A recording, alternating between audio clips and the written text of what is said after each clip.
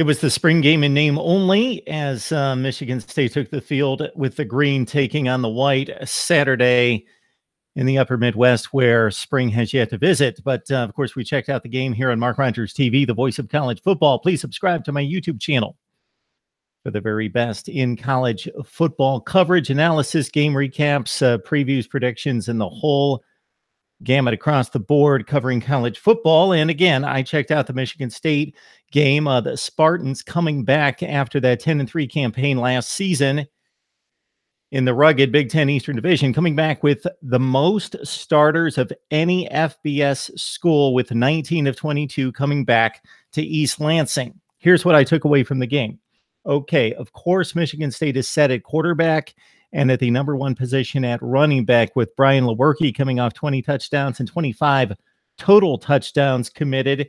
And LJ Scott, of course, one of the leading rushers in Spartan history, back for his senior season. LJ Scott just saw a little bit of playing time. Brian Lewerke was going to play just a series or two, but couldn't convert a touchdown. So Mark D'Antonio left him in there until he did that late in the first half. If you're jumping on live, I'm basically just knocking out my Michigan State spring report. So I don't know that I'll be able to answer any questions or jump on with anyone. I don't have the live chat up. I've got Ryan Cantor of Shaking the Southland on board at 5 o'clock Eastern time to talk Clemson football in the spring game for Clemson coming up this week. But we're talking Michigan State right here. I watched the spring game last night.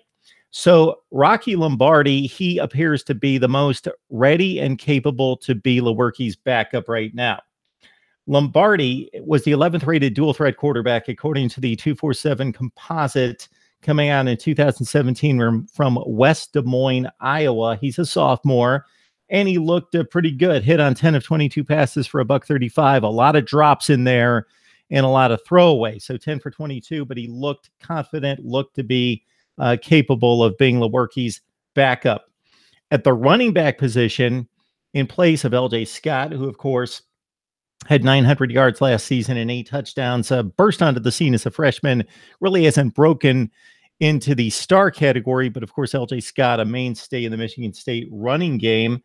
But LJ Scott's relief, Connor Hayward, he's a sophomore. He's 6'1", 230. Should get substantial playing time this year. He was a top 100 player in the state of Georgia a couple seasons back, only had 3 rushing attempts last season for Michigan State and 4 pass receptions. Also an interesting story in Alante Thomas, a kid out of Detroit who originally only had 2 offers, those from Akron and Saginaw Valley State. Okay, he was listed coming out of high school as a prospect at outside linebacker. He has since transferred to Michigan State. We have heard big news from Michigan State spring camp concerning Alante Thomas and what he has produced at running back. No, he's not going to start, but it appears as though he has worked his way into the battle for the number 2 spot. Possibly he's a third back and gets 40 to 50 carries this season. He's 5'11", 205.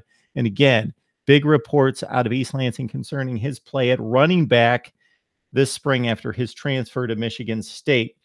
All right, elsewhere at the quarterback position, you've got Theo Day, 17th rated pro-style quarterback out of Dearborn, Michigan, this year's class. He's just a freshman, and he had a nice day as well. 7 of 12, 82 yards for Theo Day. Brian Lewerke, actually, those were his numbers, 7 of 12, 82 yards. And I mentioned that he stayed in the game. He looked fine, but just couldn't generate offense until late in the first half. He made the play of the first half in hitting Darrell Stewart with a back shoulder play, who outfought the football from Josh Butler with 42 seconds left in the first half. Darrell Stewart caught 50 this year for 2 touchdowns. Again, Theo Day actually almost matched Lewerke's stats. That's why I got him confused there.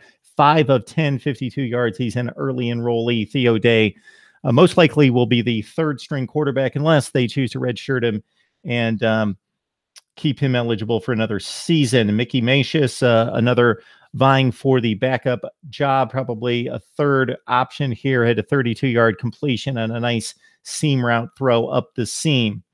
Alante Thomas, the aforementioned Detroit native and transfer, had a 53-yard run late in the game. Josiah Scott in the secondary, a mainstay for Michigan State as they bring back 9 starters on defense, had a big makeup interception in which he was burned initially, makeup speed, and a little bit underthrown on the football, caught it down around inside the 5-yard line.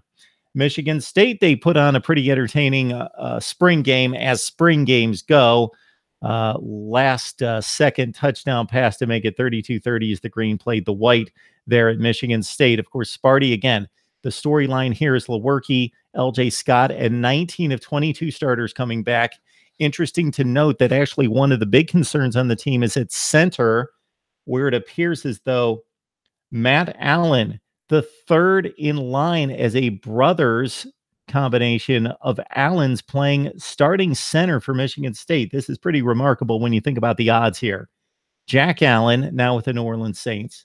Then last season, it was Brian Allen, who finished out his 4th season at Michigan State as a 4-time letter winner. And now it's Matt Allen, number 64, who has the position at this point on the depth chart at number 1, but he has to hold off some competition for that job. 3 consecutive Allen brothers starting at Michigan State. Of course, Arizona State highlights the non-conference slate, and then it's a schedule against maybe the best top half division in college football. I certainly believe Ohio State, Michigan, and Penn State on Sparty's schedule.